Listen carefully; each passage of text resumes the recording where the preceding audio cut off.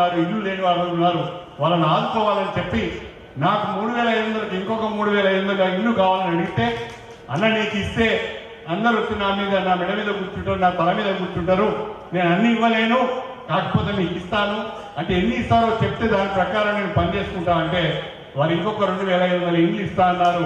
మొత్తంగా 6,000 ఇందిరమ్మ ఇండ్లు మన నియోజకవర్గానికి రాబోతున్నాయి. అందుకు ముఖ్యమంత్రి గారికి మనందరి తరఫున ప్రత్యేకంగా నేను ధన్యవాదాలు తెలుసుకుంటున్నానని చెప్పి ఈ సందర్భంగా తెలియజేసుకుంటున్నాను.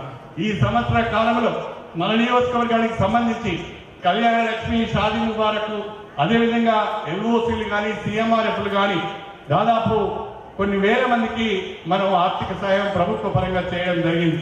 అది మొత్తం మొన్న మేము లెక్క చేస్తే 20 కోట్ల రూపాయల కళ్యాణ లక్ష్మి, షాదీ ముబారక్, ఎల్ఓసీలు, సీఎంఆర్ఎఫ్లు ఈ సంవత్సర కాలంలో మన నియోజకవర్గంలో మనం పంపిణీ చేసుకున్నామని చెప్పి